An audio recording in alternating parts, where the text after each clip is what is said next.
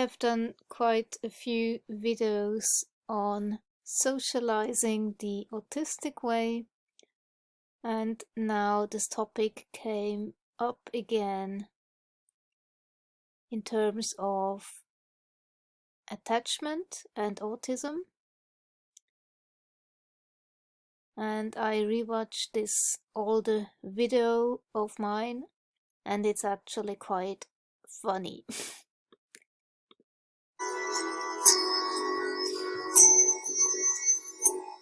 Why do you do that? What am I supposed to do? Because I don't have a clue. Oh, I like this one. How are you feeling? Why do I do that? I don't know. How are you feeling? I don't know. This actually perfectly describes an ASD characteristic. That is converting thought and emotion to speech. Why did you do that? I don't know. What are you feeling now? I don't know.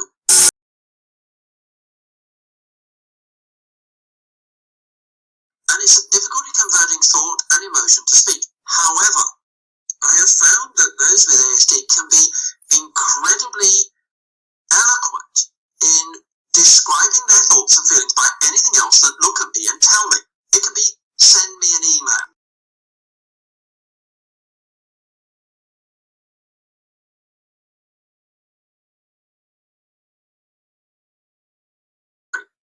Find a piece of music that describes your thoughts and feelings.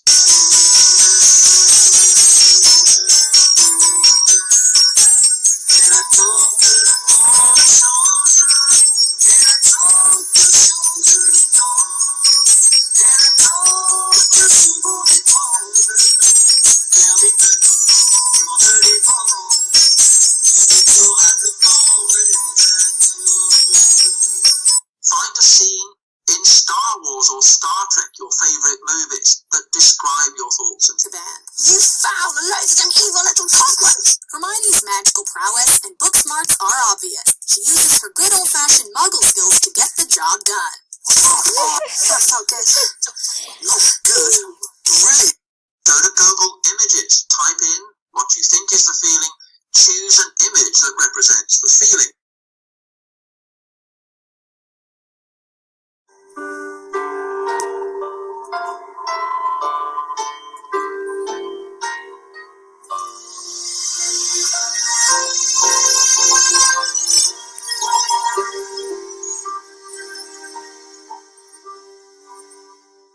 So we use anything else but look at me and tell me.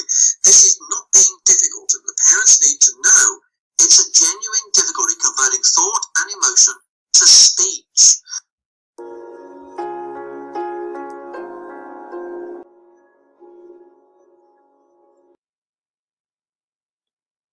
So this was shared in our Autistic Carnivore group, and I got really triggered by it.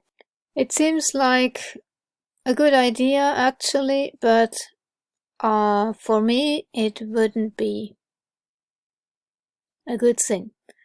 I need a lot of alone time. And I would get really stressed out having people all around me all the time, not having any privacy where I can just be and do my stuff. Michael Schwally is preparing breakfast at this group home. The 49-year-old lives with 6 other autistic adults. Breakfast. Oh, they all have gosh. responsibilities, like helping with meals, doing At least laundry, they eat and some cleaning meat. up. We try to have people living in situations where they're with their peers, who are doing similar activities, have similar levels of functioning, so they can communicate with each other and they can socialize with each other. Eden Autism Services runs 11 group homes in central New Jersey. Each one houses 5 to 7 adults, and trained staff members provide 24-hour supervision. But getting into a home like this one is extremely difficult. In New Jersey alone, about 5,000 autistic adults are on a waiting list. Eden helps autistic residents find jobs in the community. Michael works part-time, cleaning at the local movie theater. What did you do with your money today? Bought some coffee. Experts say working gives autistic adults a sense of purpose. It's about being a productive member of society. It's about being part of your community. Housemates enjoy a little downtime before dinner. Too many Feels happy to people! live here, Why? 'cause it's nice here. He's been happy at this home for nearly 30 years. Oh, this is good for somebody who likes to be with other people like that, but for me it would be so triggering. Oh my gosh. I also have trouble with open plan offices. Even the noise from one person swallowing and another typing on the computer, things like that, everything makes noise, and maybe somebody wearing some aftershave. All of that, you know, that's just too much for me, and I quickly feel overwhelmed by stuff like that. And I would need my own space. And a place where I can recharge in solitude. I identify as introvert, and this really works for me. Recharging all by myself. To me, this is really true. Solitude is independence. No distraction. Reading and researching, that's paradise for me. I have always imagined that paradise will be a kind of library. Exactly.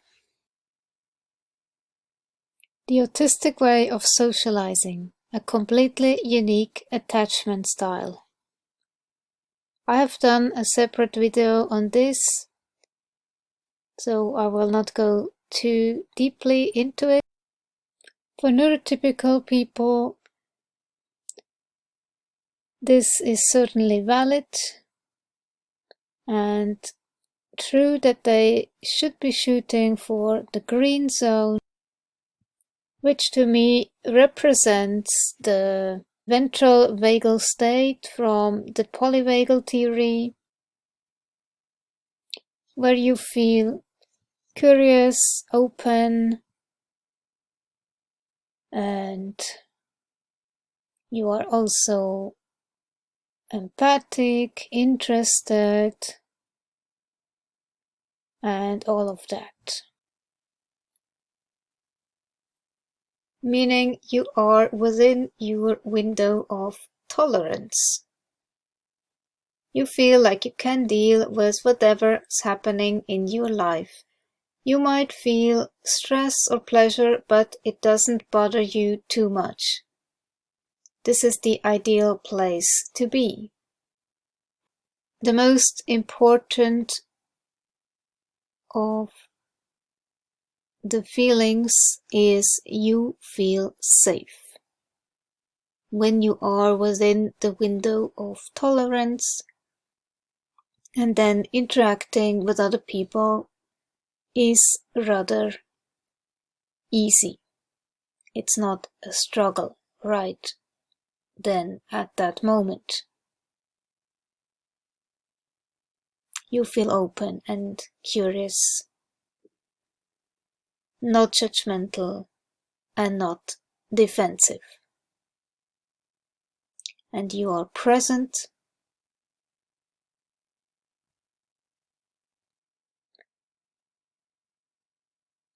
So definitely when an autistic person feels safe and doesn't have any sensory overload, this state is true for them as well. They just need more downtime to recharge. Being looked at sometimes can feel like a threat to me. It depends, but generally I don't feel so comfortable. I feel more safe when I work alongside somebody and not sitting face to face. That's really a big difference. And I do like making facial contact when I feel safe, accepted, and comfortable with a person.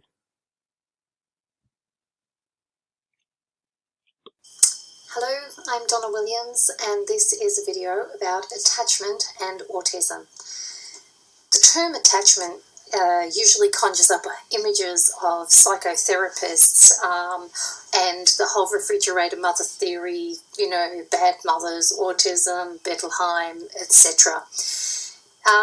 Whilst attachment disorders are commonly associated with inconsistent carers, with children who have been abused or neglected, children who have missed forming emotional attachments with an ongoing parent that they can relate to, that is not necessarily the only road to why a person can develop an attachment disorder. If you think about it more broadly, the things that help us to develop attachment include the ability to hold onto a simultaneous sense of self and other. So if you're, you know, when people are little babies, they are resonating with the parent's behaviour. They are picking it up and they're getting into this exchange of sounds and movements that not only encourage the child to feel that they're in sync with the carer, it encourages the carer to feel they are in sync with that child, that they have this rapport and this bonding process in place. Now, if you were a deaf-blind child, you might struggle to get this, because the sounds that your parent is making you're not able to hear, the movements that your parent is making you're not able to see. You still have that physical channel through which to make those connections, the kinesthetic channel to do all that bonding thing, but you're missing some of those other avenues.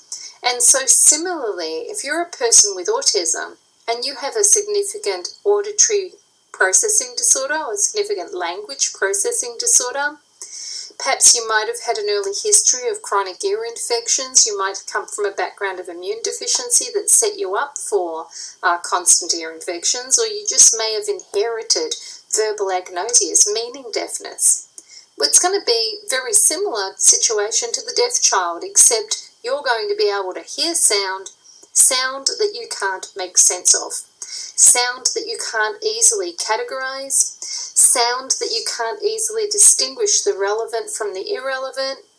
You may find a person's voice, therefore, not something that is distinctly human and connecting. It may just be perceived as a general part of various chaotic noise that's around you. You may tune into it as a series of patterns, but you may be relatively indiscriminate as to whether those patterns are coming from a machine noise or whether they're coming from a human being. So one of those forms of bonding with the person's language patterns and their particular voice may not happen. If you are somebody who is face blind, and this can be, again, genetically inherited as a form of agnosia, prosopagnosia. It can also be caused by brain injury. So some people with brain injury will experience meaning deafness, verbal agnosias, auditory agnosia. They might develop things like face blindness and be unable to distinguish their own mother. I remember my mother being in the supermarket, and I would grab hold of anybody who was wearing the same colour, because I couldn't recognise her as soon as someone with another same colour walked past. So what I did was that I became really attached to the green cordial. I felt very like she got used to. She could find me where the cordial was. She could find me where the books were. She could find me where the eucalyptus oil was, and so I guess I became attached to the places that were familiar to me, because faces were not. the places didn't change, the faces did. So just changing their hair, changing their clothing. In the early days of severe face blindness, that meant you had disappeared. So again, what's the feeling that the parent then gets back about their connection with you? They get this feedback that they're irrelevant and you seem not to care who you go off with. So how does that affect the relationship between the mother and the child? And if you're meaning deaf and you're face blind, then you're someone who doesn't particularly respond to your parents' voice. Maybe you don't even particularly respond to your name. If you're face blind on top of that, then you don't respond to the visual presentation of that person. They've walked in a room and you might stare blankly because you're not quite sure who they are yet until they've started having enough of the movements and the sounds that you're used to associating with them. That's if you're not affected by that's if you do tune into a voice. And some face blind people will come to tune into movement and voice, but the visual just won't gel. And even as an adult, my husband would come home and I would open the door and I would be blank and I would walk off because he just appeared to be a stranger. Even when I would go, okay, so I know it must be him because it's such and such time and he's at the door and he's the guy with the hair and the glasses, my brain didn't fully twig. So, but once he started talking and moving, I could warm up and go, oh yeah, great, he's home. So, but in the early days, of course, the face blindness, I couldn't even recognize my own face. I didn't understand that the reflection was me until I was in my 20s. And face blindness affects up to 30% of people with autism, or is believed to from very recent surveys of adults on the autism spectrum. So let's look at another form of attachment. We become attached to people because we can read facial expression, body language and intonation. Or can we? So very commonly in people with Asperger's is something called social emotional agnosia, the inability to read facial expression, body language and intonation. So if you can't read it, where is the shared language that builds this connection, this reaching out for more stuff about how we affect each other, if you can't actually perceive it? So you may get somebody who is failing to give that feedback about connection. And it's not just about that the child isn't perceiving your stuff. I mean, they see your face moving, they see your body moving, they hear your voice doing sing-songy stuff unless they have atonia, and there are people who can't hear intonation. They can't actually process intonation. But if they can, well, the person who has social emotional agnosia will be seeing the movements and hearing the sounds, but they won't mean anything. It's a kind of meaning deafness, meaning blindness, but it's associated with the social, emotional messages. Now think of it from the parent's perspective, because bonding is a two-way street. You know, it's like a cycle thing. The parent connects with the child and then gets reinforced in that connection by the child connecting with the parent. If you have sensory perceptual disorders that are severing those connections, what you have is a parent who feels perhaps unnerved, unconfident about their parenting because their child is not seeming to care or pick up those messages. Somehow all the stuff that they feel so valuable to convey isn't gelling. And that can contribute to a lack of connection between the child and the carer without it meaning that the carer has caused this. So I think it's important that we get rid of the taboo about attachment disorders in a context of autism and feel that we can actually talk about it, that there are more than one road that leads to Rome, that just because for a non-autistic child you'd be talking about things like inconsistent carers, you'd be talking about things like neglect and abuse leading to attachment disorders, and someone with autism, the causes may be quite different, but the result may be quite comparable, which is the really important message, that even when attachment is blocked you can still find a way to rework it, to recreate it, to redefine attachment and connection. So I think that's the important thing. And so let's run through some of those ways of reconnecting. If you have somebody who is face blind, well, just like a blind person, they're not going to connect on the visual. They're going to connect with smell. They're going to connect with touch. They might connect with your voice, the sound of your voice. They might connect through your objects, so the objects remain more consistent. So there is a basis for forming that attachment. The only problem becomes where you expect it to be directly from the face, or for the face to mean something. The problem becomes when you take that personally and it affects your attachment with the child. So it's not just about the child's attachment with you, it's about your attachment back with the child as well. So it's a cycle. It's not this sort of cut and dried, this child has this attachment disorder and now I'm the parent tolerating that they have an attachment disorder. It's not that sort of tight, rigid situation. It's quite a cycle. And it's a cycle that you can, that if someone has an attachment disorder, that you can make it much more healthy. So let's take a look at, again, with face blind kids, they might be very connected to the mirror.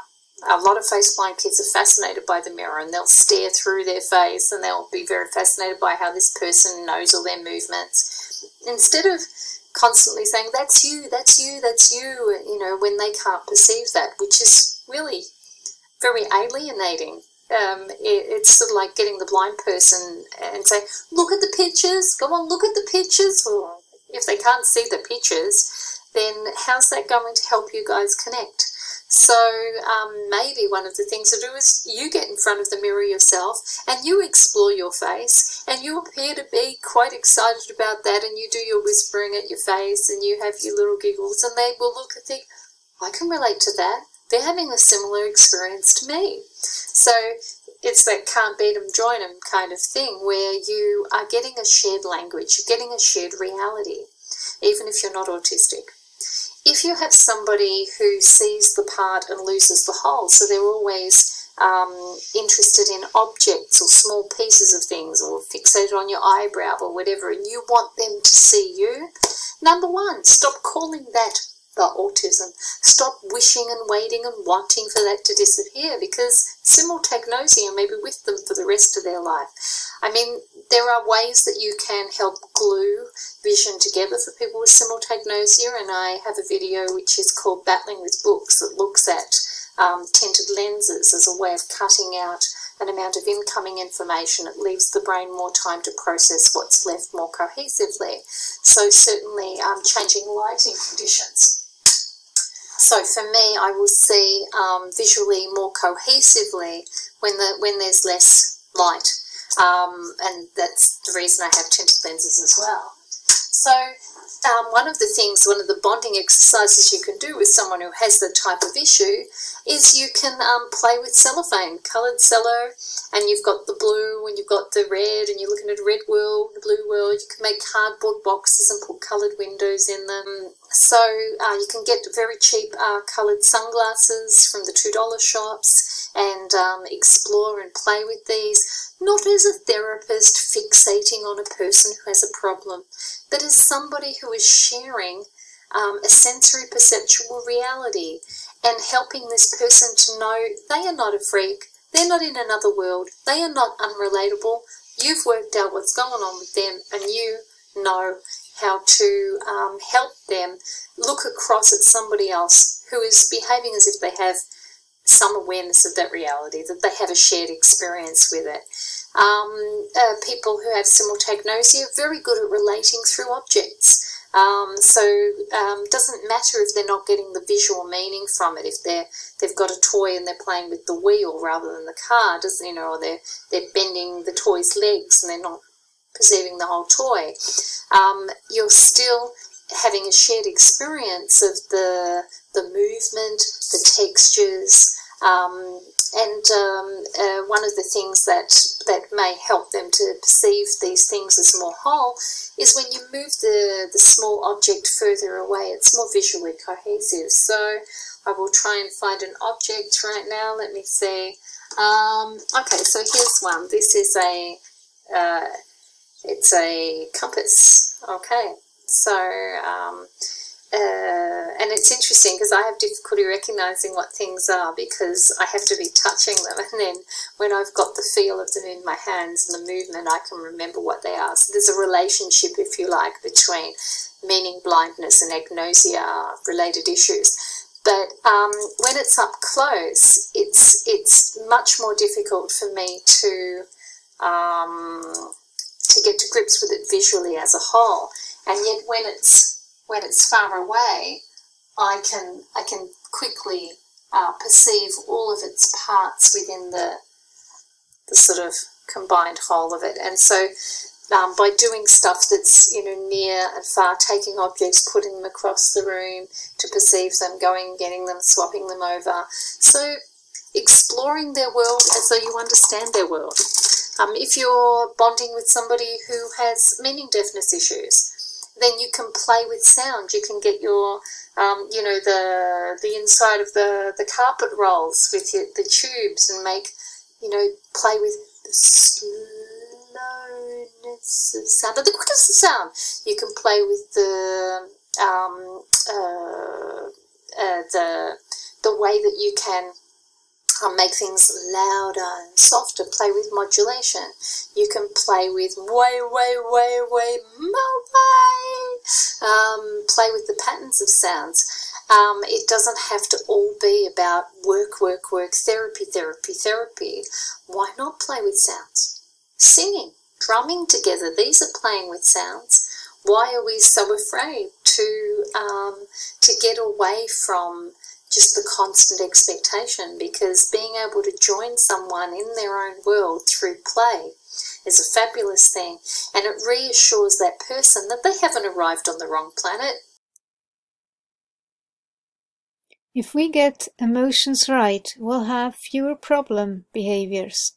Citing Dr. Jaak Pankseep's work, Temple Grandin describes 7 blue ribbon emotions that animals have: seeking, rage, fear, panic, lust, care, and play.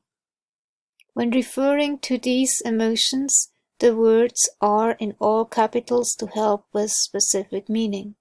Seeking is the basic impulse to search, investigate, and make sense of the environment.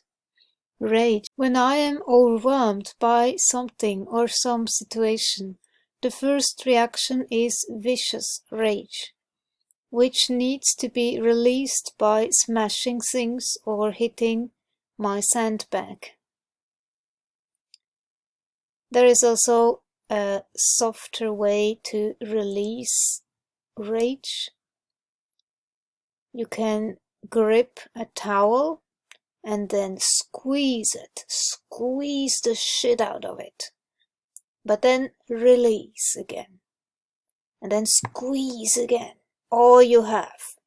You can growl with it if you want, and then release again. And this is drop by drop releasing of this rage energy, and then suddenly you will realize it's just gone, and you can avoid a meltdown by doing this.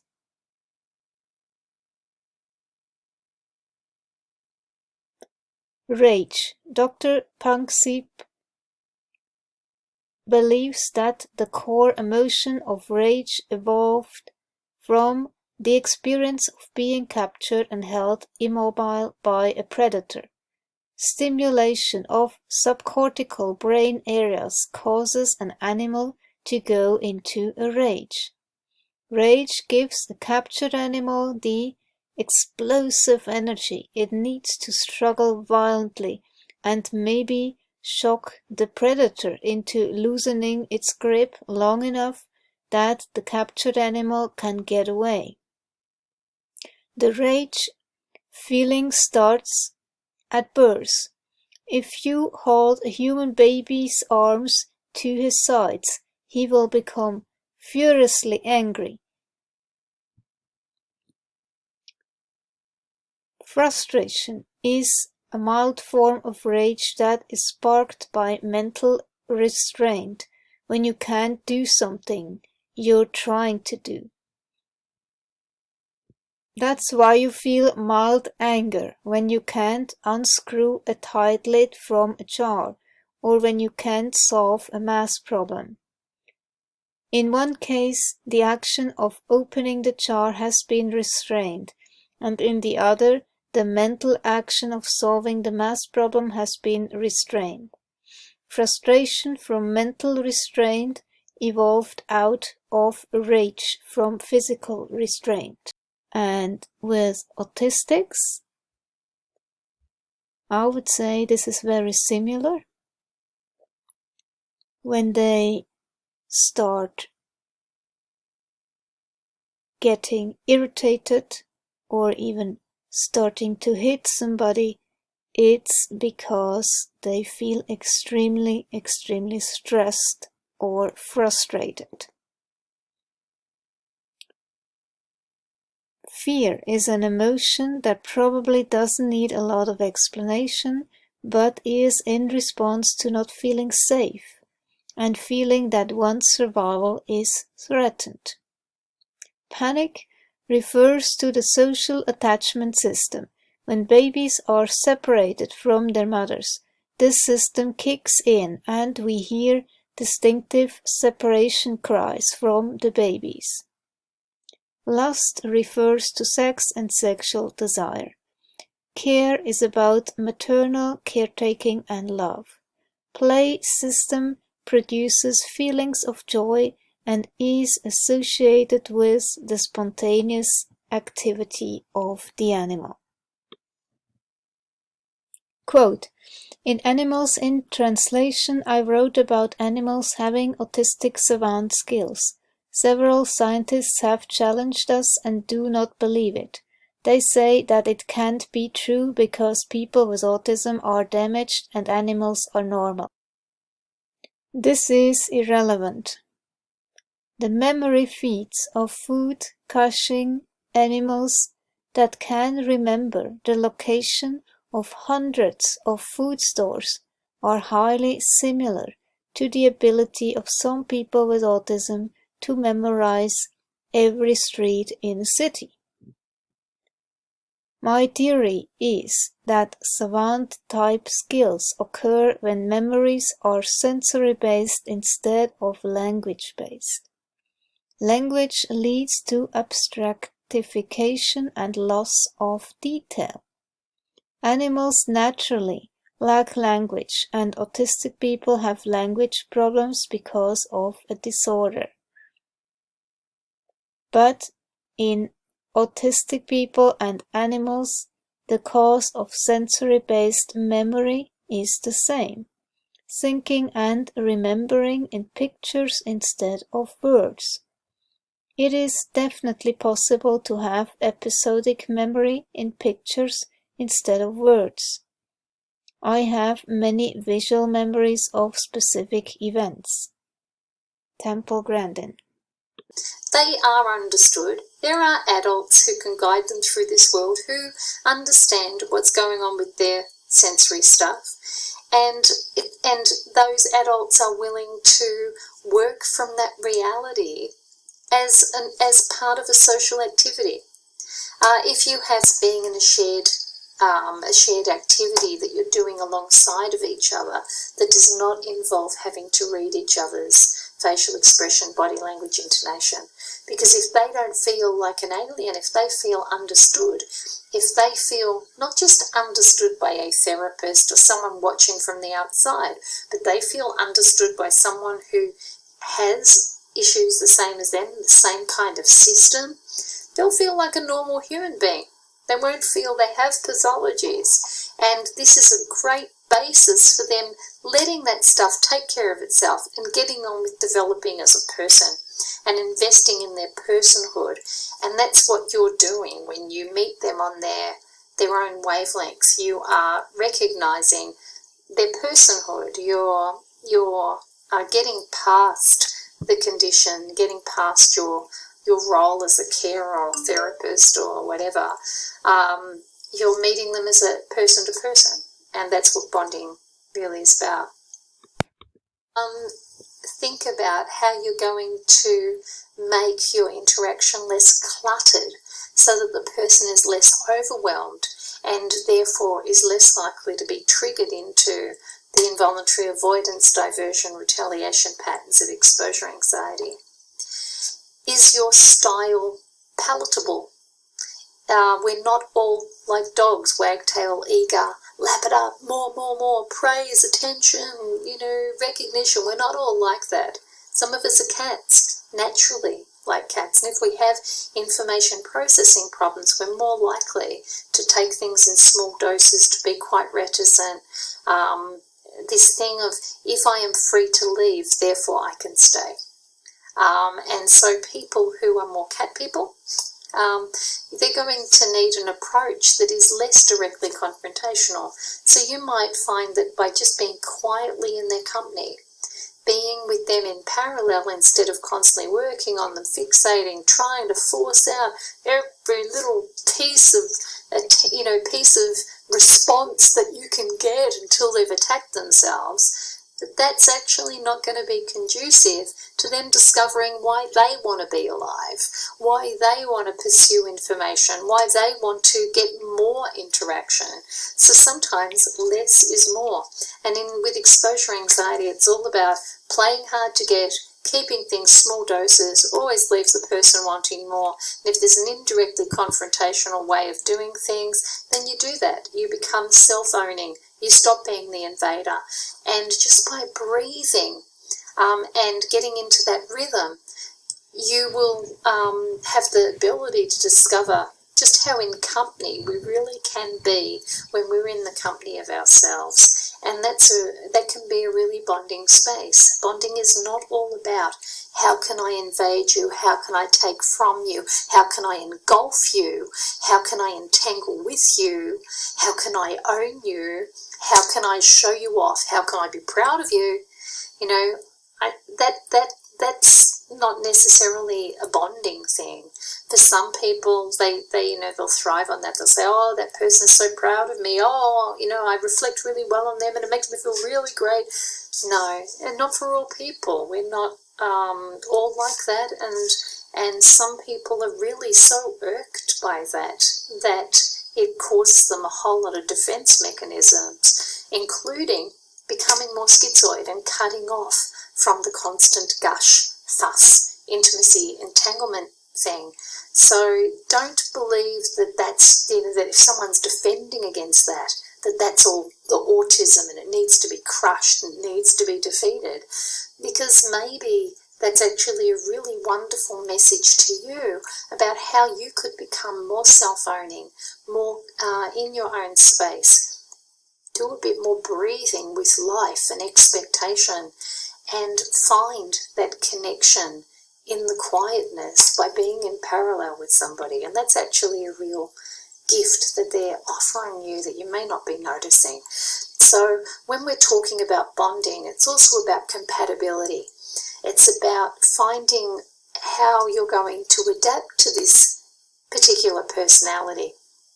And so people with autism commonly have quite solitary traits. Not all of them. And it's often harder for some people to connect with and bond with people who are naturally self-protective, fairly self-owning, quite little self-entertainment machines, self-parenting machines, little autonomy machines, who just don't have a use for these frivolous social invaders. But even a solitary person can deeply appreciate, usually, being in the company of somebody else who's behaving as if they also really enjoy being in their own company. And there's nothing, I guess, more lovely for me as two people who are very good at their own company, who can just sit quietly, be. This is exactly it. So beautiful. So I wrote a book called Autism: An Inside Out Approach, which is essentially an environmental troubleshooter's guide to creating autism-friendly environments. And that's in schools or homes or activity groups, all that kind of stuff. So starting with what is an autism-friendly environment? I guess it really depends on which person with autism you're talking about. But if you're dealing with a particular person with autism, then you set about addressing that by saying, what is that person's particular fruit salad? Do they have sensory hypersensitivities? If so, what kind? Are they to do with touch? Do they struggle to process touch? If so, are we expecting them to go into a very touchy-feely atmosphere with no advocacy? Have we given them an escape space to get away from touchy-feely people? Is there a way that they can access this activity without a whole lot of social physical contact? That sort of thing. If their issue is language processing, is the activity solely language-based? Is it in bullet points? Is it kept very visual with representational objects and a lot of gesture about what the people are talking about, or not? If the person has a communication disorder, is there access to type communication there? Do they accept and respect that this is a nonverbal person who uses alternative communication? Are they going into an activity that is based on having verbal speech? Is that activity accessible if you use, say, type communication? Or if you don't have that, is this activity accessible to people who are just going to be doing rather than speaking or typing? And if they're not able to be doing the doing, if they're a person who's more a people watcher or they have very high exposure anxiety, so they can't access an activity instantly, they need to take time to map it all out, to wait until the heat's off and nobody's jumping in and controlling them, and then they might start to test the water with the activity. Does this activity allow for people to do some people watching, do some fly on the wall stuff, to just absorb the patterns, take in the voices and movements, if say they're face blind, before they're expected to interact with what to them keeps feeling like very unfamiliar people.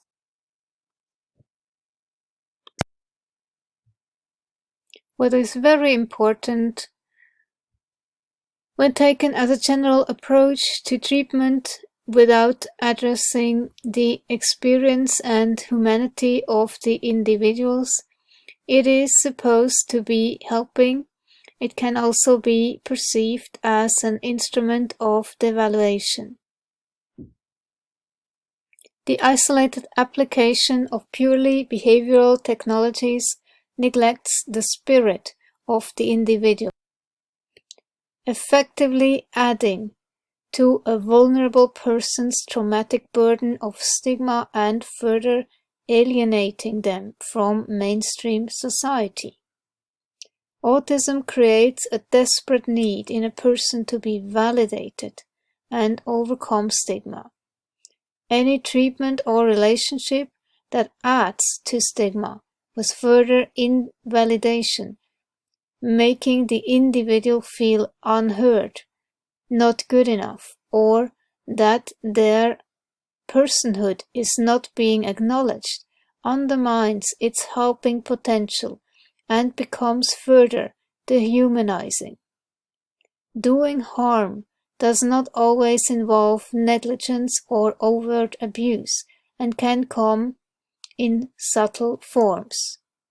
Balancing any approach with authentic listening and acknowledging, letting the person's uniqueness and experience inform. This can circumvent the risk of doing violence to their humanity. It doesn't take an expert to listen therapeutically. In fact, expertise can make listening seem unnecessary, as if our extensive knowledge has already categorized everything in terms of predetermined categories.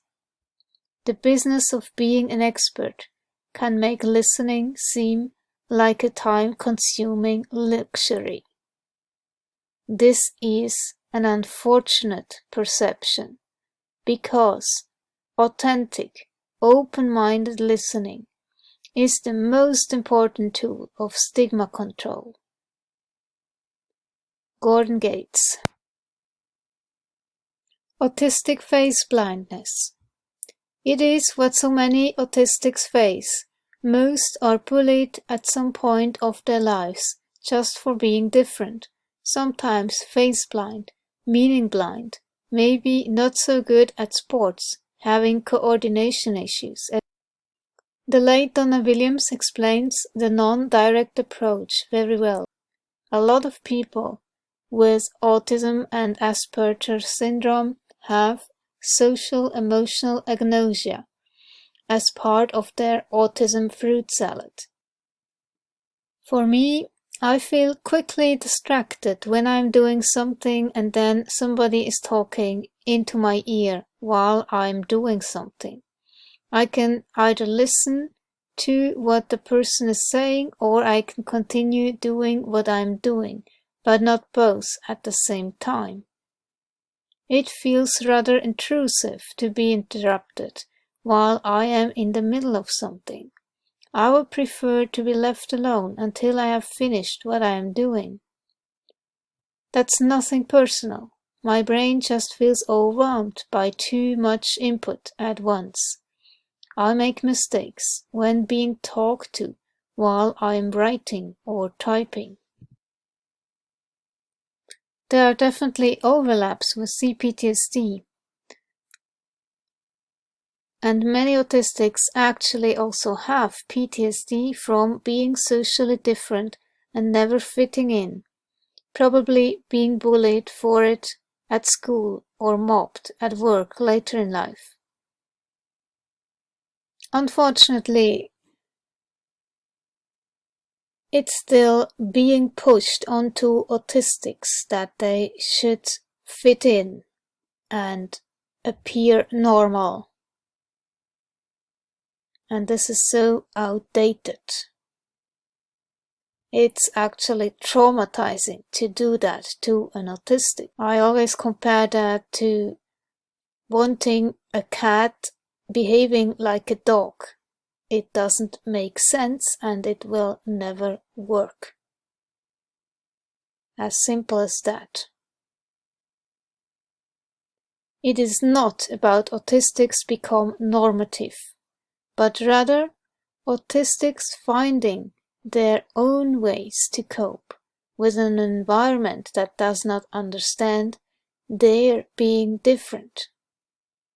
What autistics need most is validation and not being pushed into being what they are not. You can't push a square peg into a round hole. That's even more traumatizing. A cat can never become a dog, so judging a cat by dog behavior will never lead to a great result. Therefore, look at the cat and accept its cat behavior. Temple Grandin describes in a great way as a visual thinker, which many autistics are. One is like a clean slate at the beginning of life, like a computer without any data. The important and crucial thing here is to therefore teach the autistic as many practical skills as possible, in a way they understand. So they learn to get around, add file after file to their brain computer. So with experience, they get better at navigating through a world that does not really fit their need. So Their tolerance and resilience may be decreased, so they get more easily distressed, irritated, angry, frustrated, and anxious, which may result in inappropriate or challenging behavior, which is not challenging behavior, but rather expression of stress response. And that's really important to point this out. In some individuals, the breakdown decreases the level of concentration, focus, engagement, and enjoyment. In some individuals, their tolerance for others' demands decreases, and they start showing a pattern of demand resistance characteristics. You should just leave this autistic alone and not force them to do anything, because it will just increase the stress. The causes of stress, distress, and non-coping, leading to catatonia, shutdown, and breakdown, are often external aspects to do with the ecological factors. This can only be worked out by understanding the person's autism and needs and looking at the mismatch between their needs and the environment and milieu factors. Autistic individuals in this group who are passive and are sensitive may feel overwhelmed and distressed and become unable to cope. They are unable to complain or ask for things to be done differently, or to tell anyone what is happening to them. In such situations, some autistic individuals who are extrovert may react by showing challenging and antisocial behavior. However, those in the passive group usually start breaking down with early signs of catatonia. If these are picked up, or if parents are listened to, further breakdown and catatonia can be avoided. Psychological factors: sensory overload, specific triggers, or generally being overwhelmed. Emotional overload: many autistic people feel positive and negative emotions very strongly, to the point of becoming overwhelmed. Negative social experiences such as bullying, abuse, violence, and exploitation. Negative institutional experiences, this is the one that triggers me, described by some autistic people as feeling crushed. And this is the problem. If you are somewhere in an institution, they don't listen. They just do what they think is the best for you, and this might not be the best for you, but the best for them. And you feel helpless. And that's exactly when you can develop PTSD, because feeling helpless and feeling stressed and traumatized, feeling threatened by not being believed or not taken seriously, this can lead to PTSD. And if you cannot run away or fight it, because it is seen as challenging behavior, what else do you have? You just freeze, right?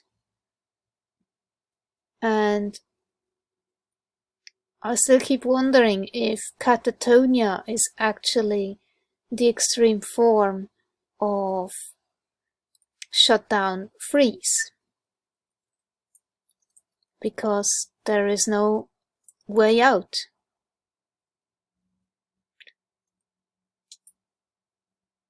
But there must also be some other factor, because it's similar to Parkinson, when the dopamine receptors get recepted, basically.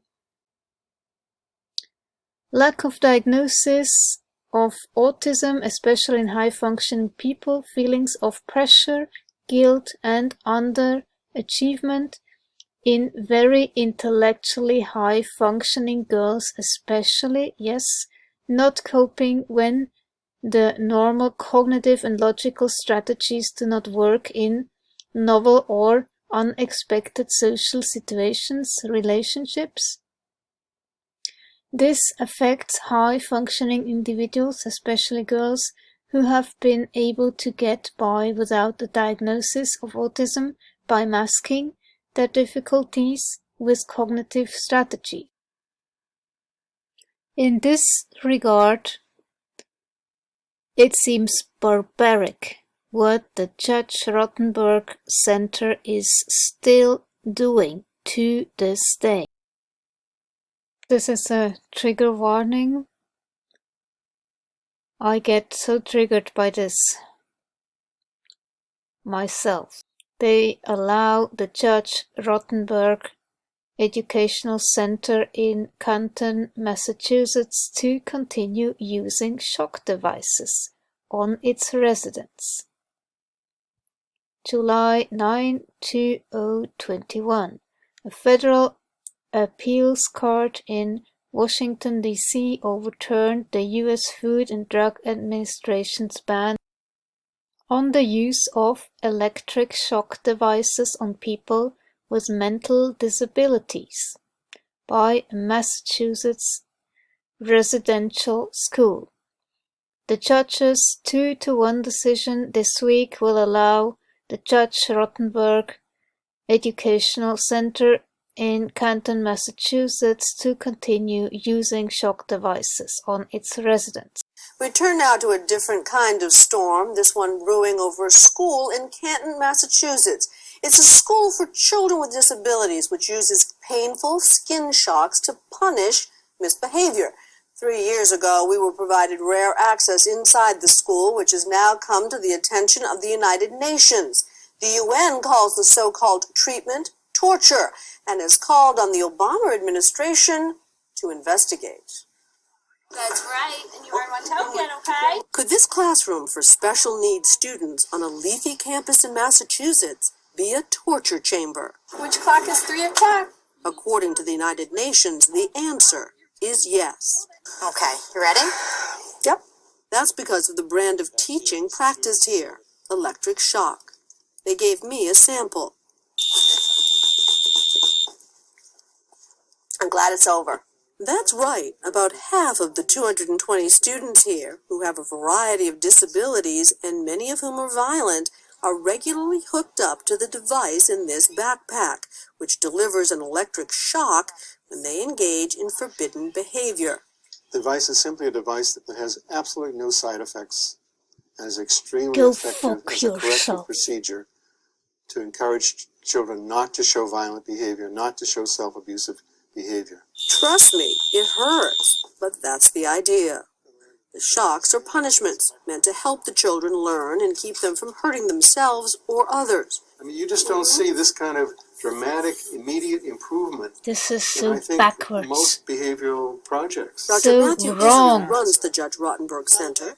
He says students are attached to electrodes sometimes as long as 24 hours a day, 7 days a week, sometimes for years at a time. Each student wears 4 or 5 devices on their arms, legs, and sometimes torsos. It has no detrimental effects whatsoever.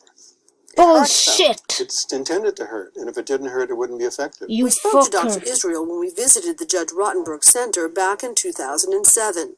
And it's at this point that the skin shock was... He was and remains a staunch defender of his controversial method of behavior modification. It has dramatically changed students like Brandon. Calls this torture of school children. The real torture is what these children are subjected to if they don't have this program.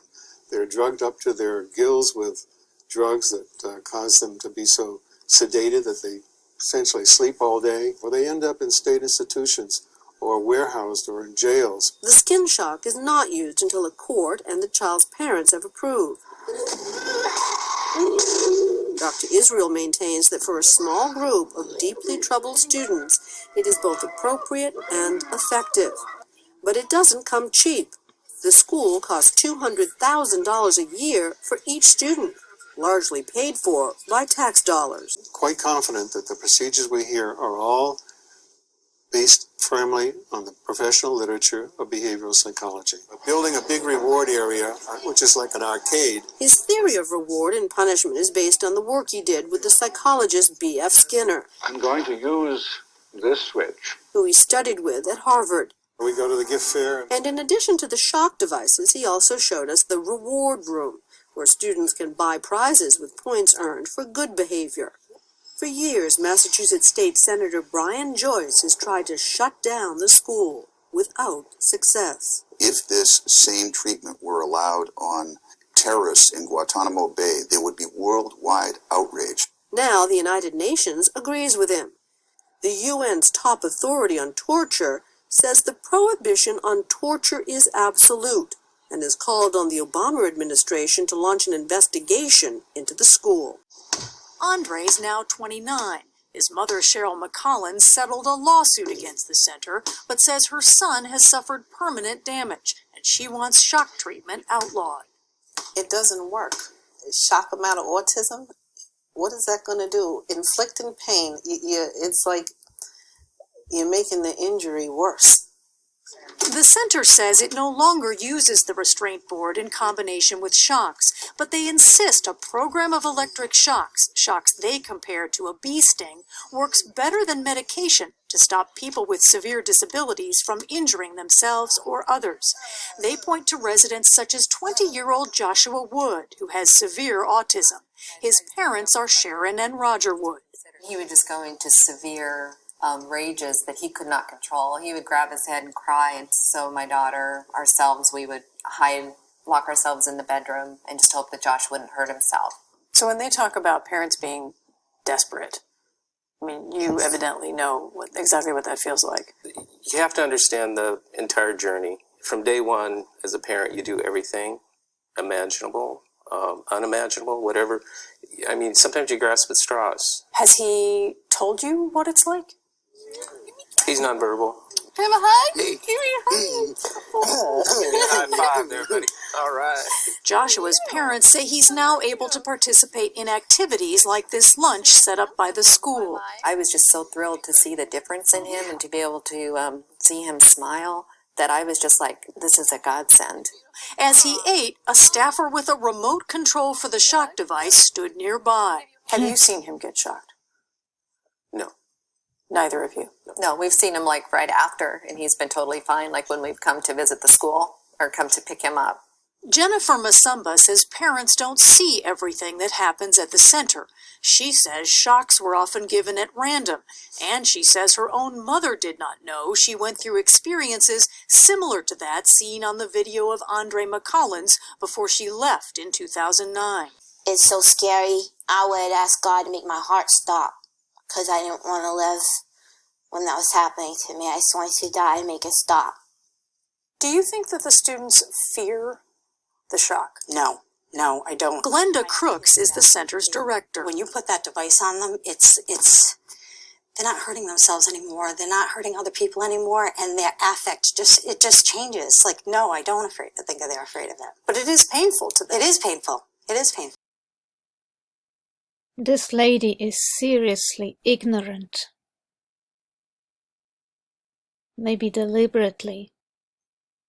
High pain sensitivity associated with autism spectrum. A link between autism spectrum disorder ASD and pain sensitivity has been confirmed in new research by a University of Texas neuroscientists. The study, led by Dr. Xiaoxi Gu, looked at alternations in pain perception faced by people on the autism spectrum and how those changes can affect them in social function. Perception of pain. The study focused on a very specific aspect of sensory processing, pain perception, with a goal of determining what happens in the brains of high-functioning adults with ASD when they anticipate and feel pain sensations. The researchers used a stimulation device to deliver mild electrical shocks to the participants, who decided how much pain they were willing to tolerate. The shocks were delivered while the subjects were inside an MRI scanner, so that researchers could measure brain activity and physiological responses when participants anticipated pain and when they experienced it. One of the areas in the brain known to encode anticipation of pain is the anterior cingulate cortex.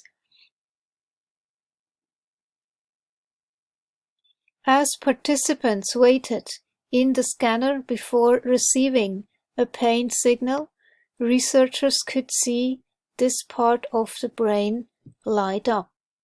Main findings. Gu said there were 3 main findings from the study. It confirmed that people with ASD are hypersensitive to pain, a finding that has been documented in previous studies. In a new finding, the study showed that when people with ASD anticipate painful stimulus, their brains generate greater neural responses in the ACC compared to those without ASD. In addition, the research indicated that the more brain activity the participants show during pain anticipation, the less they score on an empathy quotient questionnaire. Gu said, people with autism often are poor at empathy, which is not true. I would think if you are just outside of your window of tolerance, then of course you shut down because everything is too much, right? Which is the ability to understand what another person may be feeling. This result indicates that pain anticipation is related to social impairments faced by those with autism. She said that a withdrawal from interactions may be a way of protecting oneself. Yes, because it's overwhelming. The risks of encountering pain are part of daily life and are normal for non-ASD individuals, but may be overwhelming for autistic people, Gu said. Therefore, one possible explanation of our finding is that to protect themselves, individuals with ASD may not engage in social interactions as much. You reduce the risk of encountering pain or other sensory experiences that are very normal for non-ASD individuals, but not for those with ASD. And you think they don't fear that? I don't. You need to experience the day-to-day goings-on, and it happens so few and far between.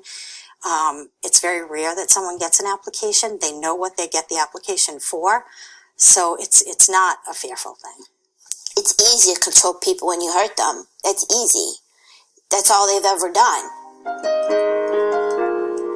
Misumba now lives at a group home in Florida, where her therapy includes playing the piano and positive feedback reinforcement. What's become of Jennifer Misumba's case? Well, Scott, Jennifer Misumba is now suing the Judge Rotenberg Center. We asked center officials about her case. They told us that she did well there and, in fact, sent positive emails to the center after leaving in 2009.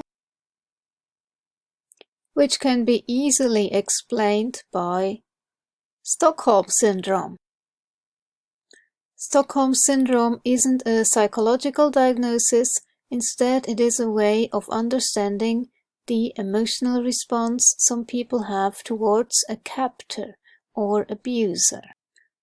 Sometimes people who are held prisoner or are subject to abuse can have feelings of sympathy or other positive feelings toward the captor. This seems to happen over days, weeks, months, or years of captivity and close contact to the captor. This all happened to her. She couldn't go away. She was really like in a prison. And she got punished if she misbehaved. A bond can grow between the victim and the captor. This can lead to kind treatment and less harm from the abuser. Thinking about this and simplifying it, what do we mean when we're talking about covert narcissism? In essence, expand your sort of thinking of the word covert. Covert anything. Covert manipulation, covert bullying, covert operations, covert intelligence gathering. It means it's covered. It means it's under the surface. It means that the predator that is operating while seeking its psychological prey, its emotional prey, the narcissistic supply that the predator is looking for, it's operating under the radar. It's operating in secret. Why is such a problem for the target? Well, because for the person who is being preyed upon, the person who is being abused in this narcissistic predatory context is never quite sure whether they are being preyed upon or not. I mentioned this in another video before, where in the early days of doing these sessions with people that focused more on narcissistic abuse, either in an interpersonal relationship or in a family relationship, we came up with she happened to live in a country of the former Soviet Union. So we would joke about this, kind of dark humor. We were joking about gulags, running different gulags. And I would say, well, in my gulag, I beat my prisoners and I tell them, I hate you, filthy prisoners, because you're enemies of the Communist Party and you deserve this pain.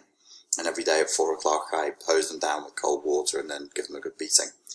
In her gulag, she does exactly the same thing. She hoses them down with cold water and she beats them with rubber pipes on the feet or whatever, whatever the abusive thing is.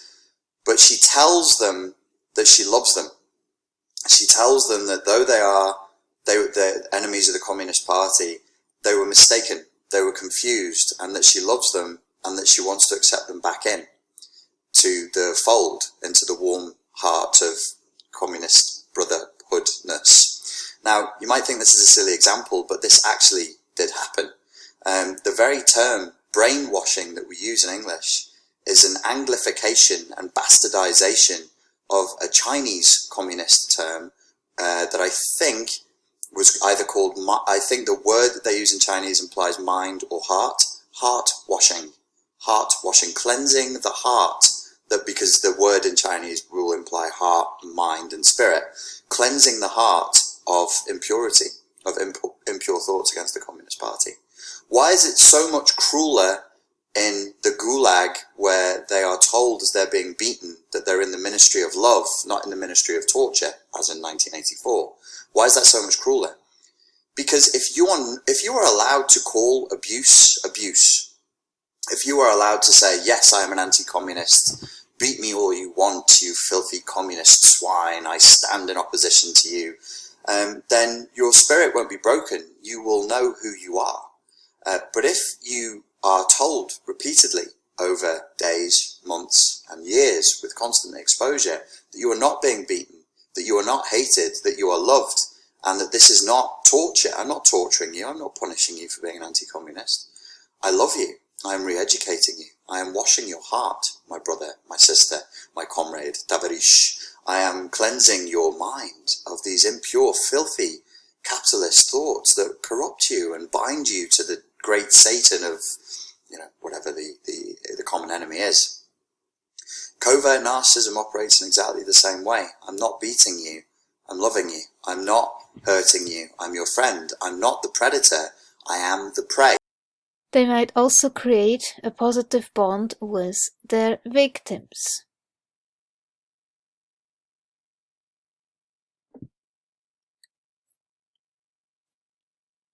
And that's very confusing for the victim, and it may really take some time until you have enough distance to look at the whole thing and say what it really was: abuse.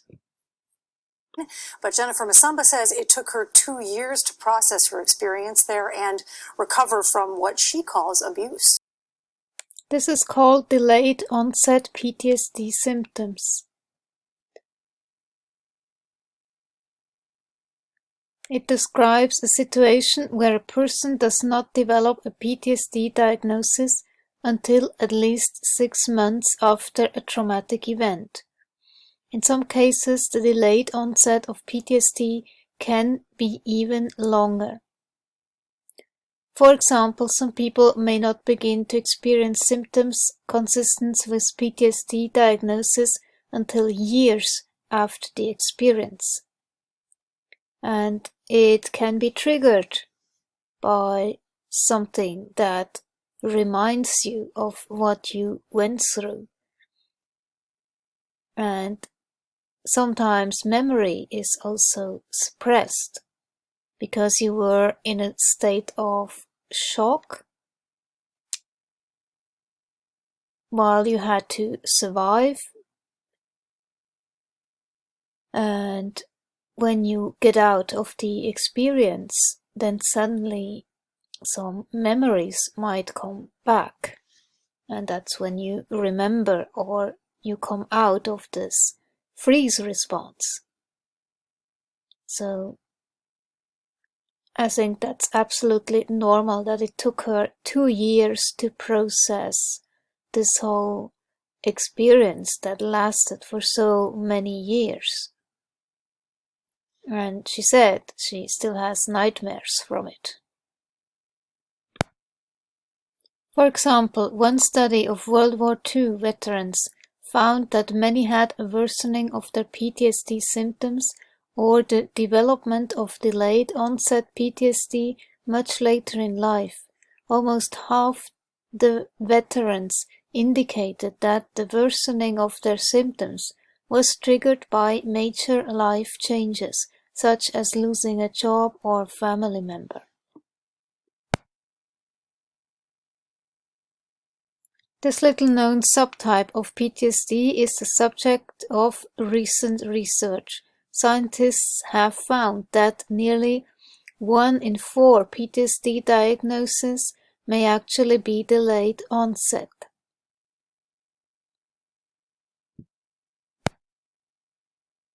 Delayed PTSD symptoms: vivid recollections, flashbacks and nightmares, poor sleep, unable to fall or stay asleep, experiencing intense physical sensations, panic attacks, dizziness and chest pain, significant changes in mood or behavior, feeling guilty or blaming oneself for the incident, memory loss surrounding the event, being easily startled or feeling jumpy, hypervigilance, that's typical, irritability, anxiety and depression, withdrawing socially, isolation, emotional detachment, feeling numb, avoiding reminders of the event, difficulty concentrating. So again, exposure to additional stressors can trigger stronger PTSD, experiencing another traumatic event that just overwhelms you, worsening of existing PTSD symptoms.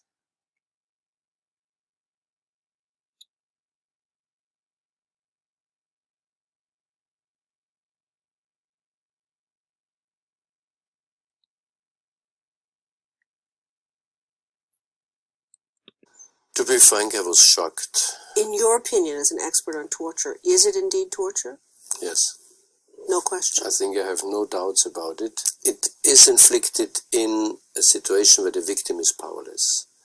And, I mean, a child in a restraint chair being then subjected to electric shocks, yeah, how more powerless can you be? Would this be permitted if it were a convicted terrorist? No, of course not. Masumba, who told the FDA that the school has gone too far. How many times a day do you think you were shocked? In the beginning, I was shocked every day. Jennifer Masumba has autism. For 7 years, she lived here at the Judge Rotenberg Center in Massachusetts, where she wore a backpack like this one, sometimes 24 hours a day. Inside is a device attached to electrodes that deliver a shock whenever a staffer presses a button on a remote carried on their belt. Oh, The I center so claims hate it that. stops bad or aggressive behavior. I felt like I was being punished for being born. That's what it feels like. Because I was disabled, I was being punished. Part of Masumba's treatment plan was for staffers to draw up a list of prohibited behaviors, ranging from head banging to hand movements, for which she could be shocked. I would get like 5 or 10 shocks for just doing one thing. What was that like? That was like being underground in hell. The Judge Rotenberg Center is a special needs day and residential school located in Canton, Massachusetts, which accepts ages 5 to adult. They use behavior modification to control their residents, such as applied behavior analysis. But in some cases, they also use extreme and torturous forms of punishment, such as prolonged restraint, food deprivation, and electric skin shock. The skin shock is not to be confused with ECT, which is done for very different reasons and also under anesthesia so that the person doesn't feel any pain. No, electric skin shock, also known as the graduated electronic decelerator, is meant to cause severe pain in order to punish undesired behaviors in actual children and adults. These behaviors can be as minor as standing up out of a chair without permission, or as was in my case, waving my hands in front of my face, tensing parts of my body, talking without permission, or even crying. For 7 years, all I wanted to do was escape this hell. I had been at JRC about 6 years at the time of my first escape attempt. I remember they had taken away my home visits, and home visits were like the only thing I was living for. Those 2-day visits were my chance to not be so afraid and to just get away from the anxiety that was JRC. At the beginning of the summer, they decided that I was going home too much and that I was running wild at home. Those were the actual words they used, running wild. Now, mind you, when I would go home, all I would do was stay in the condo with my mom, and we'd go out on little trips to get ice cream into the batting cages. So if that was running wild, guilty as charged, because that's all we did. They also said that I wasn't following the rules at home because they had set forth their own list of rules that I had to follow while I was at home. You see, JRC is very controlling, and they need to control you in everything you do. Even when I'm at home and not there, they had the need to control everything I do and to know everything I did when I was home. A couple of the rules were like I couldn't drink caffeine after 2 p.m. and I had to go to bed by 10 p.m. And my mom didn't really enforce those rules because I was a grown adult. Now you might ask, Jennifer, why didn't you just leave that place? Or why didn't your mom sign you out of that place? And the answer is JRC had gotten an appointed guardian over me, which means that I was no longer in control of where I stayed, and my mom wasn't either. They had a court-ordered guardian who had signed me into JRC that had control over where I was staying and all my treatment there. So when they took away my home visits, I was devastated, and I lost all hope. They might be able to control my body and what I do, but they can't get my heart. That's the one thing I will protect from them, like that they couldn't break my heart or my inner spirit. So a couple months passed, and my psychologist came to see me, and I asked her if I could start at my home visits again. And she was pretty much like, no, it's going to be more time. We'll talk about it another time. We don't think you're ready yet. My heart just dropped to the floor. My mouth went dry. I was just like, my one thing that I'd been holding on to and telling myself was gone. If you knew what it was, it's so hard to describe what it was like to be there, but it was just, you're in a constant state of extreme anxiety over, you might get shocked at any moment for anything that you did or didn't do, because sometimes they would think you did something, you didn't even do it, and you would get shocked, or you were always losing privileges, and it was just a constant state of anxiety there. I was in a loud workshop every day, bundling popsicle sticks for a penny a piece. It was just not a place, it's not a place for anybody to be. So my heart starts pounding, and I just want to react like I'm having so many emotions, and I can't cry because I'll get in trouble for crying. So I'm trying to hold it all in. And then one of the staff says, "Jen, stand up to get weighed," because they used to weigh us like once a week. And I'm like, that's it. I need to get out of here. I just need to get out of here right now. And she told me to stand up. Heart was pounding, my head's going back and forth saying, "Jen, just do it, just run out of this place, run into the street. Either you'll escape or you'll get hit by a car, but either way, you'll be away from this place." And then my other mind was like, "No, you're gonna get in so much trouble. If they catch you, they're gonna shock you to death." And so my mind's fighting this battle. The whole time I'm standing up, my heart is in my throat. So I'm getting up, I'm walking very slowly over to the scale. As soon as I got up to the front of the classroom, I took off. I knew I couldn't go out the door we usually go in because it's always got so many staff around it. I'd never get away. So what I did was I ran down the side hallway, ran down the back hallway, and I knew there was a fire exit door back there.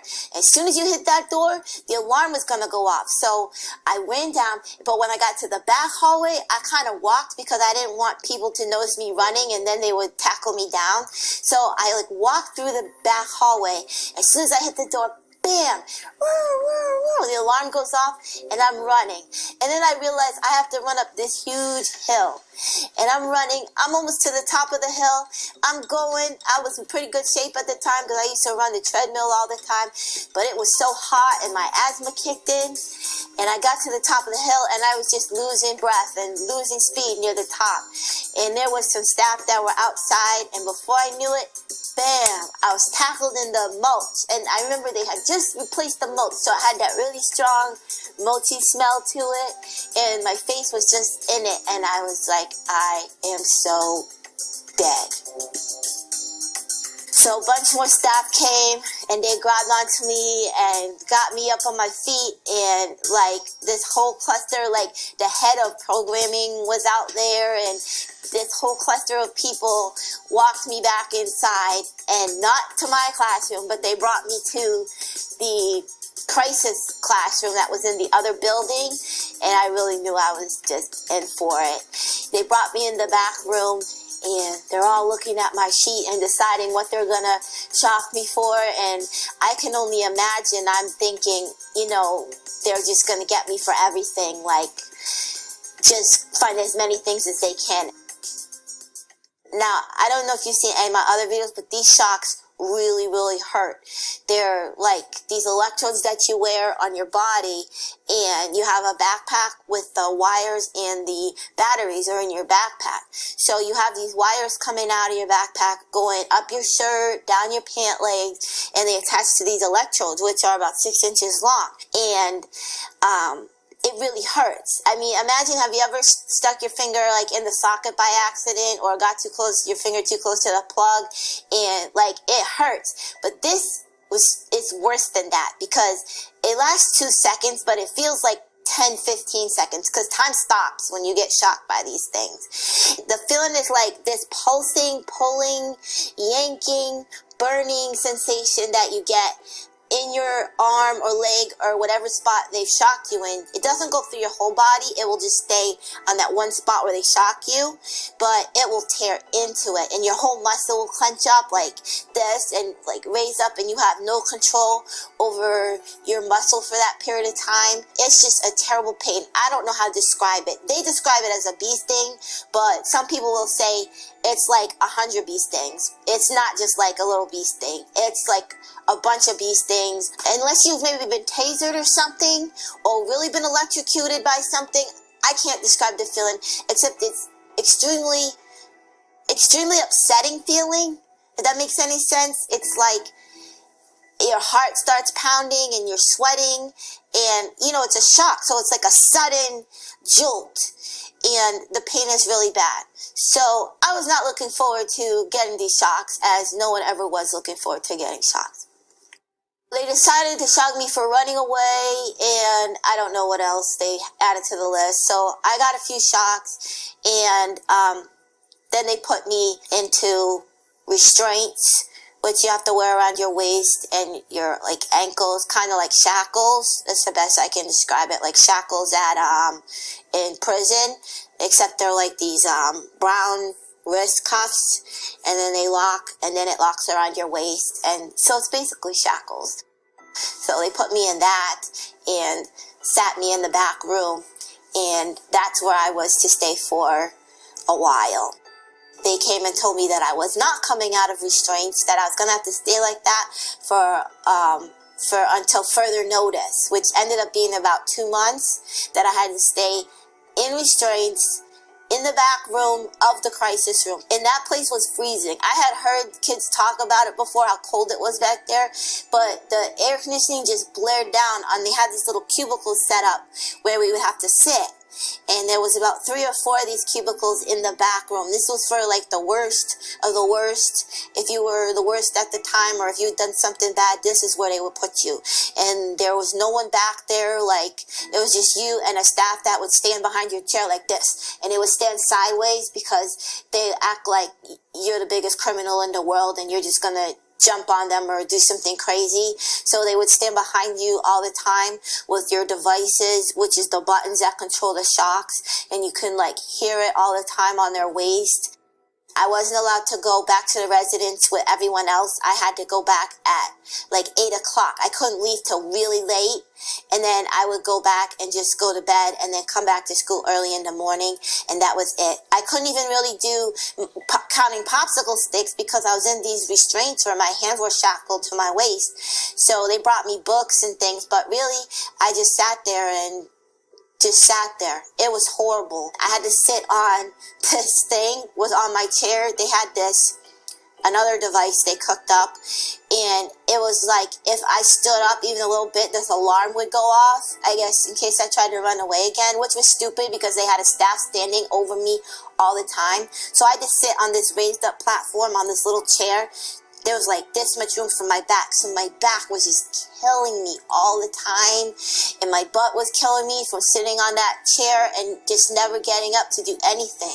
I wasn't allowed to go outside. I wasn't allowed to do anything. The only time I left that room was to go take my shower, which I had to take at school. I couldn't even take at the residence. People would just open the door randomly, and there was a camera in there. You had to try to hide yourself from the camera.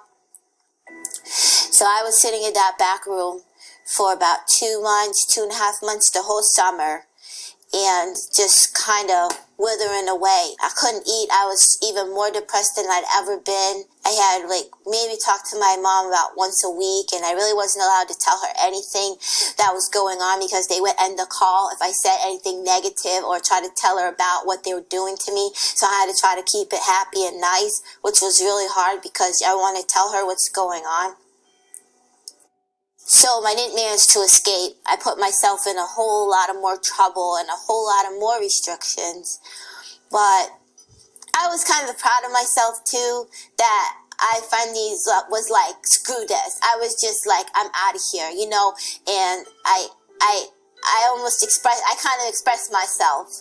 You can threaten me all you want, but there's going to be a point where I'm going to break and where I'm going to do what I need to do to protect myself or to do what I need to do for myself. So I was kind of proud of myself for at least making the attempt to get out of there, because I was going to go. If I had gotten I was either going to get hit by a car, which might kill me, and that would be an escape, or it might seriously injure me where I couldn't go back to JRC, or if I managed to get across that highway, I was going to run and run and run, and nothing was going to stop me. If I had to sleep in a park or whatever, I would do it. I was not going back there. That's how bad it was, that I would rather be living on the street than living there. There's no place for anybody. So they're trying to avoid getting shocked for one thing, and they end up getting shocked for trying to do the right thing. You can't win. You can't win there. That's how I felt all the time. I did a video not so long ago about learned helplessness. In the late 60s, Martin Seligman and his colleagues were doing research on classical conditioning, a process in which an animal or human associates one thing with another. 3 groups of dogs were used for this experiment, so if being mean to dogs really upsets you, this is your warning. The first group were put into a harness for a period of time. Nothing was done to them, and after a while they would be released. Group 2 was attached to the same harness and administered light shocks that the dog could stop if they pressed a button. The dogs in Group 3, however, were placed in the same harness and given the same shocks, but their buttons did nothing to stop it. Seligman was teaching them, rather effectively, that there was nothing they could do to escape the shocks. Once these 3 groups had completed their first experimental manipulation, all dogs were placed one at a time in a box with 2 chambers. In the side of the box they were placed in, the floor would administer similar shocks that all the dogs could escape if they jumped through the barrier to the safe side. This is where Seligman discovered the differences in behavior gained from the first part of the experiment. Dogs in Group 1 and 2 quickly discovered that they could escape the unpleasant feeling if they moved out of the chamber, but most of the dogs in Group 3 would simply lie down and whine while they were being shocked. Seligman wondered if the condition could be cured. He wanted to change the expectation that nothing could be done to alleviate stress, so he had colleagues demonstrate to the dogs and physically move their legs to try to get them to hop out of the electric chamber. They offered treats and rewards to the dogs, but even with a way to escape, a path shown, and rewards offered, dogs in Group 3 were unaffected. They had been conditioned to think there was nothing they could do to avoid the pain and gave up. The condition was labeled learned helplessness. So what was the purpose of all this? What did we gain from learning the behavior of animals and people in different stressful situations? In 2011, an animal study claimed that animals with no control over stressful stimuli showed signs of social anxiety and depression. Seligman outlined 2 types of helplessness from his experiments. Universal helplessness is a sense of helplessness in which a subject believes nothing and no one can help them out of their situation. Personal helplessness is much more localized. The subject may believe that others can help them find a solution, but they are personally unable to do anything to alleviate their stress and pain. Both of these helplessness types can lead to a state of depression, but the quality of that depression may differ. Those suffering from personal helplessness are more likely to have low self-esteem, since others can solve what they cannot. Universal helplessness is a much more harsh impact on a person, since there's no escape in their mind. I believe that we have become depressed. I believe that we have received so many conflicting signals, so much gaslighting, so much misinformation, so much incompetence. Sometimes the misinformation and the gaslighting really is incompetence, but it's funny how this incompetence ends up having the same effect.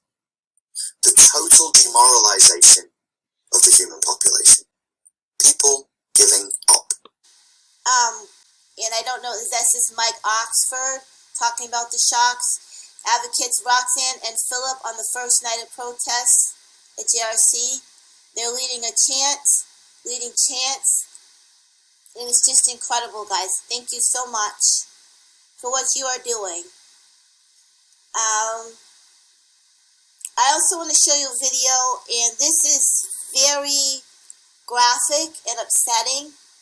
I'm not sure if the audio is going to come through, but it shows way back in, I think this happened in 2003. I was there for this.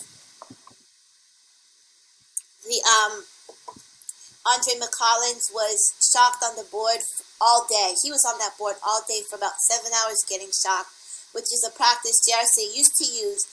They since have claimed that they have stopped doing this, but they actually thought this was okay and did it for years and got away with it. And I want to show you, first I'm going to go to a picture I drew so you can kind of get an idea and sense of, this is something I drew because, you know, don't have pictures or videos of what goes on there. So I decided to draw some pictures to try to illustrate what it's like to go through this. And this is a practice JRC used to use. I don't know if they still use it. They do things whatever they want, feels like. So I don't know if they still do it or not. But this was one of their most torturous practices. I have nightmares about this.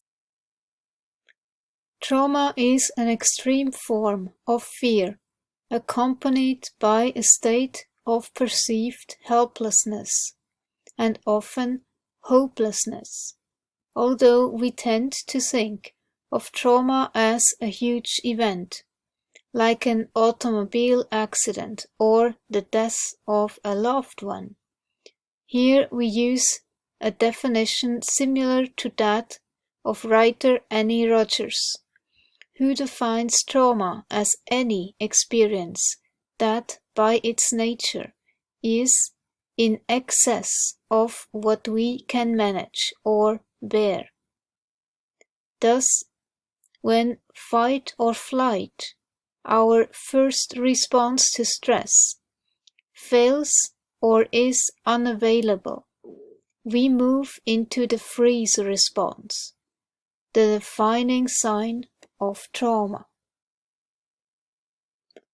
The central difference between toxic stress and trauma is that trauma always triggers the freeze response. When we are unable to fight or flee, freezing is the only option left. Trauma may not appear horrific to the onlooker. It may be subtle and quiet. And to anyone who asks, we who have been traumatized may say that we are fine. But following trauma, our look is typically one of shock. And the state we are in is called dissociation. From the inside looking out, we are emotionally numb, perceiving our surroundings through a fragmented and distorted lens, unable to respond to normal conversation with any real focus on the content. Our responses may seem abstract. We may act in a rote mechanistic manner without spontaneous effect, or suddenly erupt violently. Some victims of trauma seem amnesiac. Inhibition of the freeze response, inherent in humans, places a person in a sustained state of entrapment, similar in its impact to the capture and caging of wild mammals. In his courageous book, The Trauma Spectrum, Dr. Scare asserts that unfortunately for our species, our cages are often cultural and of our own making. We humans often live under conditions that are simultaneously constructive and destructive for our health, like working under abusive conditions to pay our bills or continuing in toxic relationships to provide security for children. Such situations often generate prolonged hopelessness that has a disastrous impact on our health as an acutely traumatic event. They used to, for certain behaviors, they would have in your program that you would get restrained to the 4-point board, which is 4-point restraints, ankles and wrists tied on your back, so you're in your most vulnerable position, as you can see. And they would actually shock you randomly, and it was supposed to be like you weren't supposed to know when it was coming. So the anticipation and the fear of knowing that a shock is coming somewhere on your body, you don't even know where it's going to hit you. And the purpose was to make you afraid and anticipate the shock. And they would do sometimes 5, 10, 15. Some clients would get like 20 or so in a certain amount of time. My program was that I would get 5 over, I think, 10-minute period.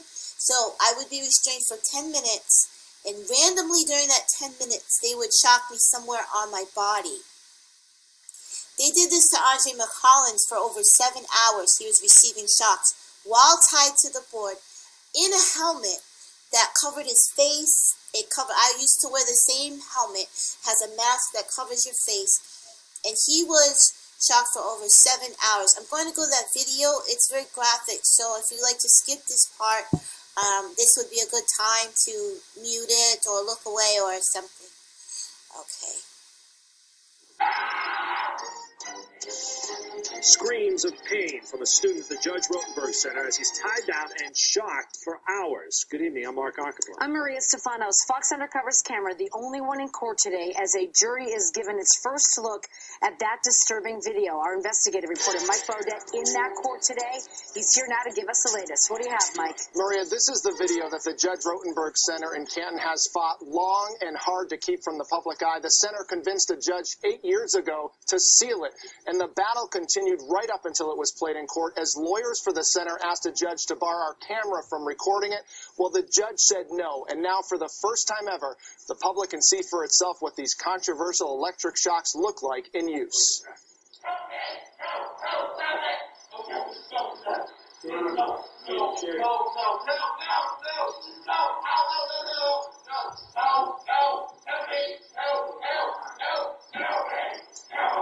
Dramatic video of New York teenager Andre McCollins, restrained face down, a helmet on his head, screaming for help. The Judge Rotenberg Center calls it treatment.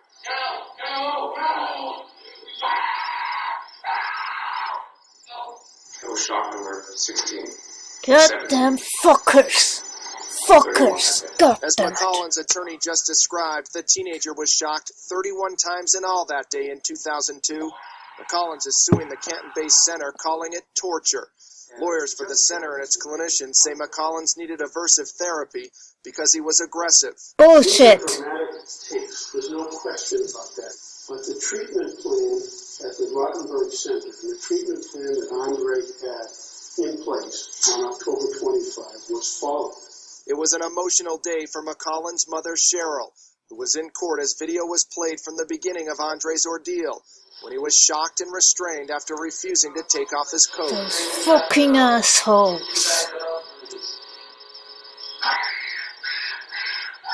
Fucking assholes. God damn it, this makes me so fucking mad.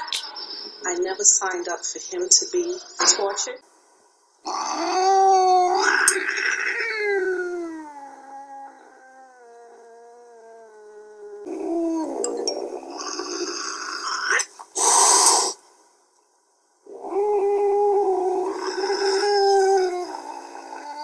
So this requires a little bit of background and knowledge on the history of electroshock therapy, applied behavior analysis, and just how all this comes back around to the JRC. I just want to be clear, right now I am not condoning any of these practices or trying to minimize the suffering of those affected by the cruel, inhumane treatment that they received from the JRC. So I'm trying to give an unbiased look into the history and why this started, but it is very difficult for me to remove bias against torturing children, so I'm sure you understand.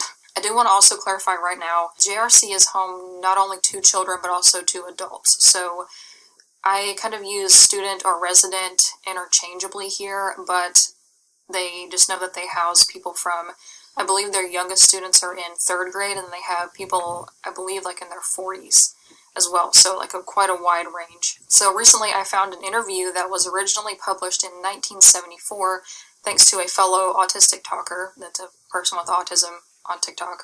This is what sparked my deep dive into the JRC and its history and launched me into a now 5-day hyper-focus marathon.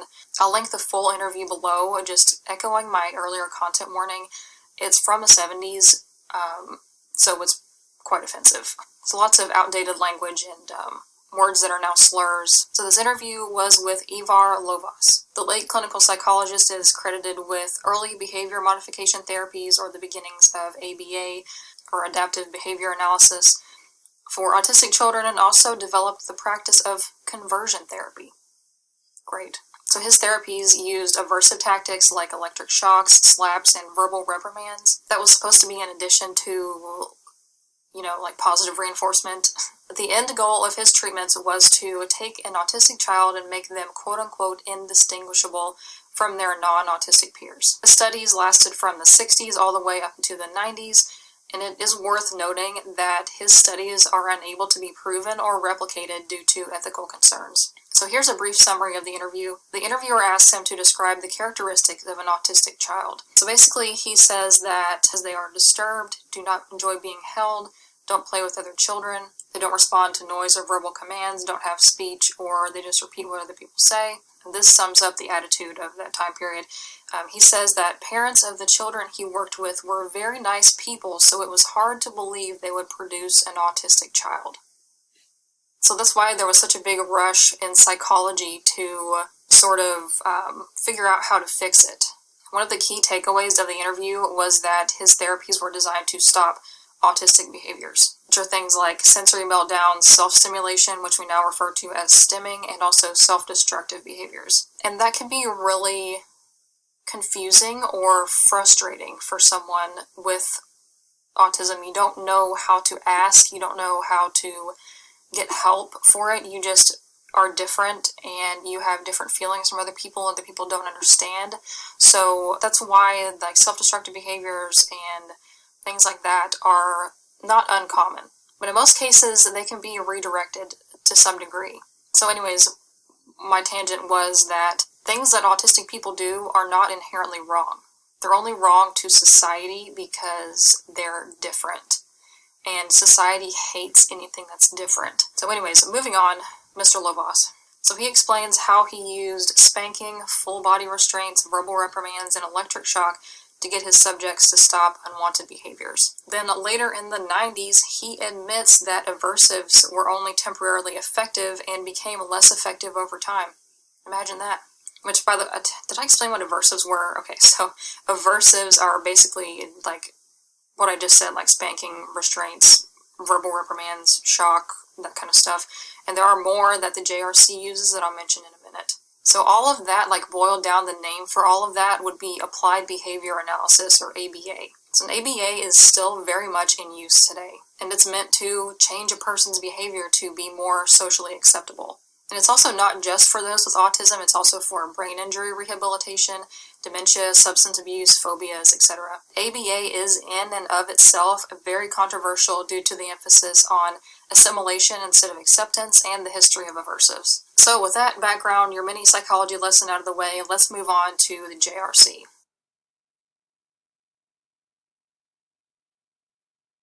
So the Judge Rotenberg Center was founded as the Behavior Research Institute by a behavioral psychologist named Matthew Israel. So side note, he is still alive and he has a PhD, but none of the articles or interviews that I found referred to him as doctor.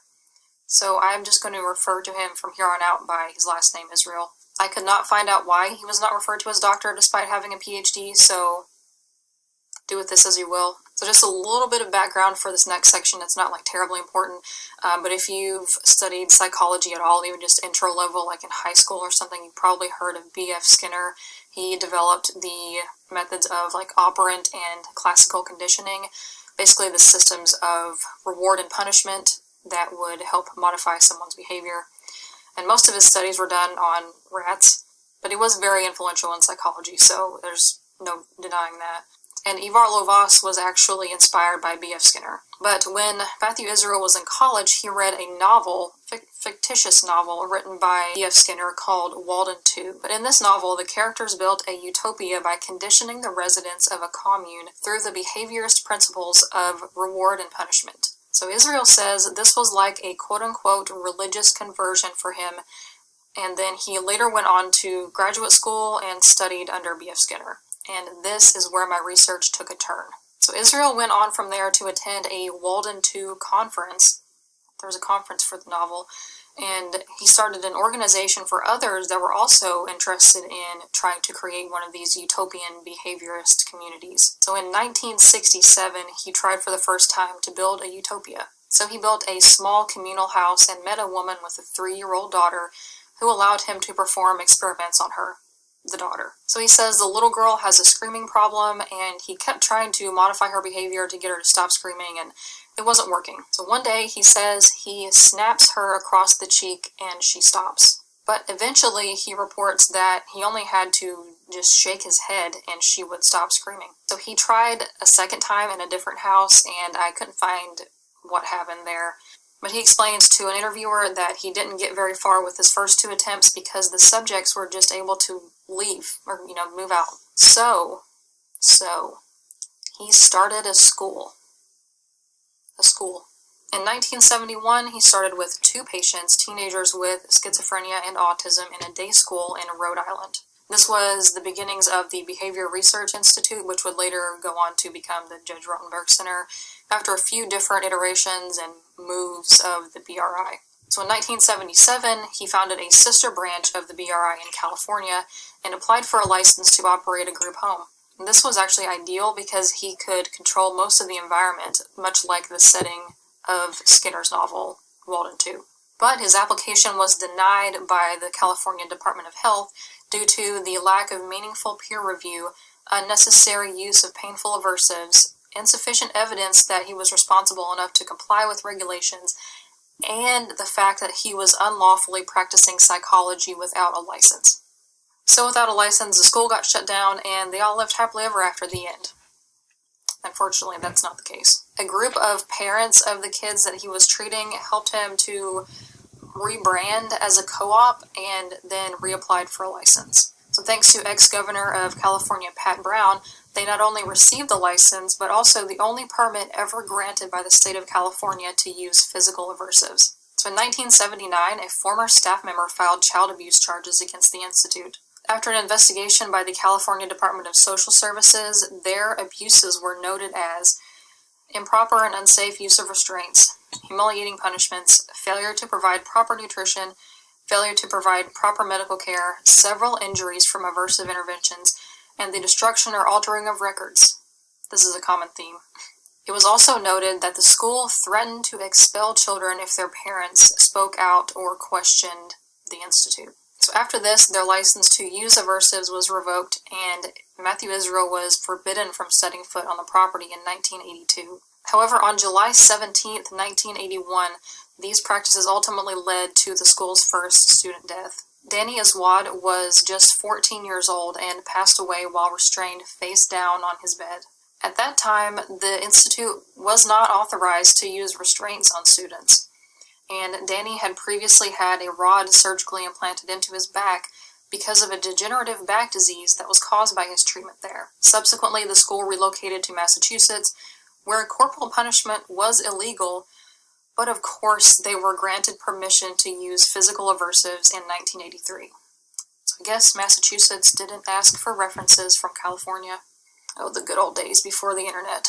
The Institute was welcomed to Massachusetts with open arms, thanks to its near-zero rejection rate and willingness to take the most difficult of students. Matthew Israel said, and I quote, "No matter how big, how old, how disgusting the student, we won't say no." End quote. Unfortunately, or rather unsurprisingly, more deaths occurred at the Institute in the 80s and 90s.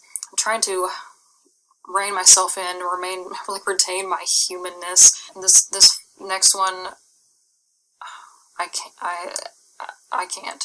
Vincent Militic was a 22-year-old autistic man with a history of epileptic seizures. So he was making quote-unquote inappropriate sounds and was restrained and forced to wear a white noise-emitting sensory deprivation helmet. Those were common practice at the BRI for autistic people who struggle with understimulation as it is. So tragically, in 1985, he died of asphyxiation after suffering an epileptic seizure while wearing the helmet. The judge found 2 staff doctors guilty for approving the therapy, and Israel was found negligent in authorizing the helmet's use. Abigail Gibson was a 29-year-old woman with a seizure disorder. She was subject to regular physical aversives at the BRI, and she suffered a heart attack in her room. She died 2 days later at Surrey Memorial Hospital in 1987. Linda Cornelison was 19 years old and was nonverbal and intellectually disabled. In 1990, she was placed on a contingent food program where food was withheld as a punishment for undesired behavior. She suffered a gastric perforation, which basically means her stomach was torn, and her expressions of pain, because she was nonverbal, were interpreted by staff as misbehavior. So the staff administered 56 physical aversives over the course of 5 hours before calling an ambulance. She was unconscious when the ambulance arrived and died on the operating table. After an investigation of Linda Cornelison's death, her treatment was found to be, quote, inhumane beyond all reason, and it violated universal standards of human decency, end quote. But the judge did not find JRC responsible for her death. And I'm just going to let you sit with this one. Linda had been a resident for 7 years, and her records showed that she was subject to 88,719 aversives.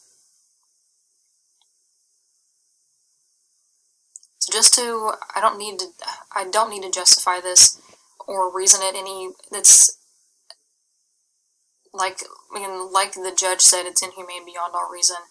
But to put that in perspective, that's at least 30 punishments per day for 7 years. So from the age of 12 to 19, your formative years. The most recent one, I found quite a few corroborations of this story. I didn't find any from the other ones because they were a little bit older, but people who were previously residents or previously had worked at the school did mention this young man. Silverio Gonzalez was a disabled 16-year-old who lived at the facility for 11 months. In 1998, he made an attempt to escape a transport bus and died from head trauma after the fall. Was its own kind of torture. And I was thinking, these are the kind of things they're putting children and adults through, disabled children and adults. These things are things they do to, that hardened criminals couldn't handle. And we're there going through this. And people are going through this right now, every day, getting electric shocks to their skin for any undesired behaviors. I have some more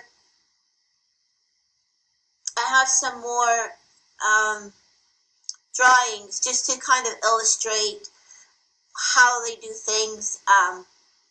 This was a drawing I made of when we used to go to the school every day. We would leave the house and they would make us line up, walk in a line. You always had to walk in a line, like you're 5 years old in kindergarten, even though we were grown. There'd be a staff at the front walking backwards. You see she's wearing all the devices on her hip that have all the controls for everyone's shock devices. And actually that's me in the back, because a lot of times I had to go in restraints on the bus, and I had to wear a helmet like Hannibal Lecter would have worn. It's a full helmet on your head. It has 2 locks in the back where it locks onto your head, and then there's a mask in the front where you can barely see where you're going. I couldn't wear my glasses at the same time, so it was hard to see. Plus your arms are in these restraints, your legs are in shackles, and there's another one around that goes under your legs that holds your arms down like this, like you're some kind of murderer. Like you're a murderer being transported to the electric chair. I mean, I'm just an average person. I'm just an average person who was born different and had some different behaviors. And this is how we were treated. And then they would ironically yell at you to walk appropriately when you're trying to walk in all these restraints and your vision is impaired and you're wearing a heavy backpack weighed about 10 pounds with batteries and the devices in there, wires all over your body going down your shirt, down your pant legs, and they would yell at me to walk appropriately. I couldn't even see where I was going. And if you would say, I'm trying to walk, or I'm trying, no talking now, no arguing with staff.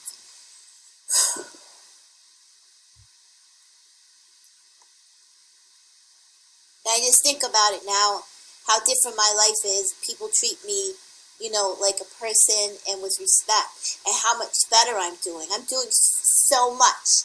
I was capable of so much, but this is how they kept me, and the clients there have so many abilities and things they can do that are positive and helpful, and they have intelligence, and they have just abilities to do amazing things, and they're being held back by JRC. But just besides the shock, just all that, I was forced to count popsicle sticks all day for my work for all those years. I had to put 12 in a bundle, put an elastic around it, and put it in a box. And I never even got paid. Supposedly I was getting paid a penny a bundle, or a penny and a half a bundle when we got a raise. This was for the Concord Food Company, by the way, for the candy apple kits that they have in the fall time. This is what we did. This piecework is what we did. We didn't get paid even minimum wage. We got paid per bundle, but they kind of just lumped everything together and then distributed the money across the board. So even if I did twice as much as the person next to me, I didn't get paid for twice as much work. They were just distributing evenly the amount of money that was being given to us. When I left, I never received a check, so I never got paid. So I worked for 7 years and never got paid. But companies were profiting off of our work. That's still going on there today. I haven't been there in several years, but I know they have a workshop for the adults, and they do piecework and stuff like that. Things may have changed. I can't claim they're still doing piecework and things like that, but that's how it was when I was there. That's how it was before I was there. So I'm assuming things are probably similar now. Okay, this was a picture I drew of how mundane the work was. This is when I was in the crisis room. They used to make me fold the same 5 towels over and over as work. And that's what I did. And that's what they have a lot of clients doing. They'll give them like a puzzle with those pieces that you put in, those little pegs, like a pegboard, and just have them put in the pegs in no sensible order either. They would just give it to them and walk away. Work on your task, please. And throw these random half missing the pieces, puzzles at different residents, and their job all day was to do it. Then they had to take it apart and then do it again. So this is the time when they had me folding towels, and there was 5 towels on the table. I had to fold them, and when I was finished, I was supposed to raise my hand and say, I finished my task, and they would say, good job finishing your task. Now do it again. They would take it apart, and they would tell you to do it again all day. And yet you're expected not to have any sort of behaviors. You're expected to sit there robotically and do this. Because your mind gets painfully bored. You feel like a non-person. And you're being forced to do this. It's not like you can refuse to do it, because you'll get in trouble if you refuse to do it. And I remember one point they even shocked me for putting the wrong amount of sticks in a bundle.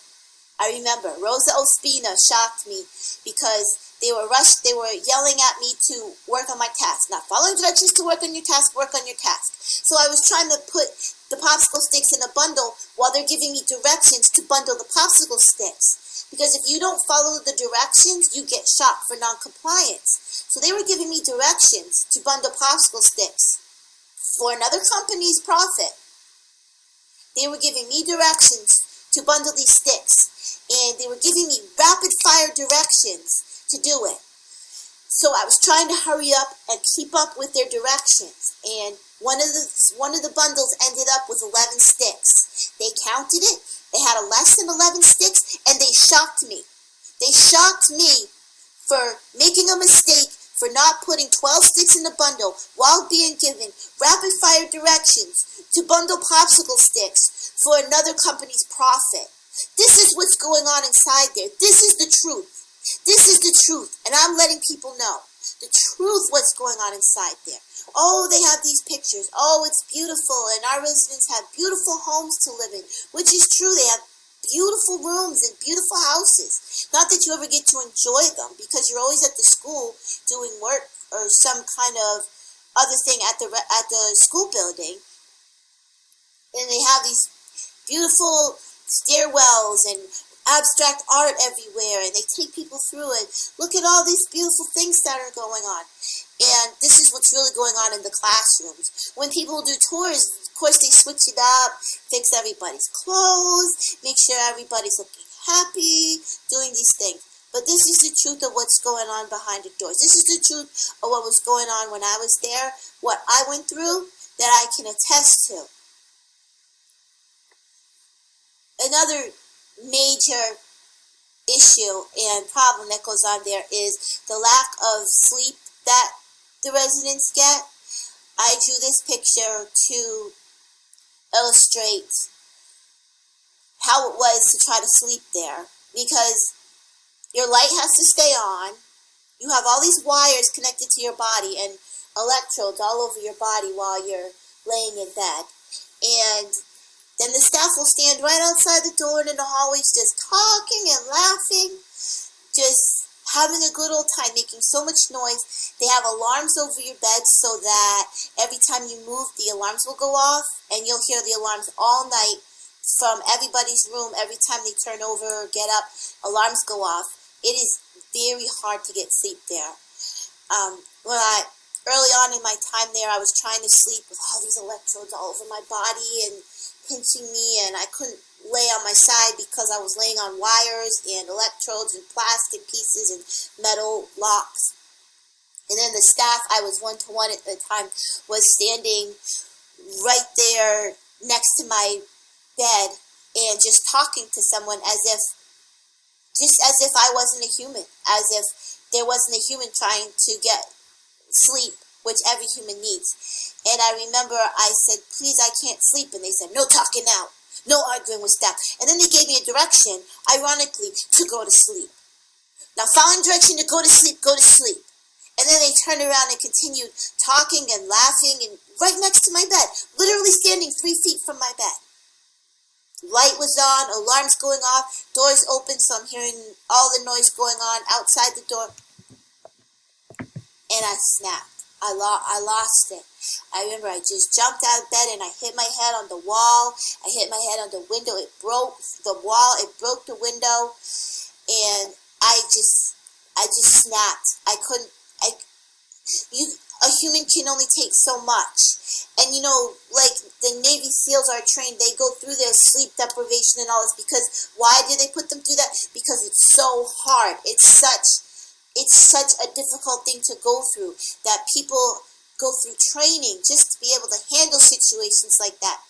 Men in the Army go through training just to handle those situations. And this is being done to developmentally disabled people on a regular basis, who have no training to endure this, who did not sign up for that. When you join the Army, you sign up to endure such things. This is people who are not, this is being done against our will. We did not, people did not sign up for this. We did not give our consent. That's the word I'm searching for. We did not give our consent for this, and yet we were being put through it.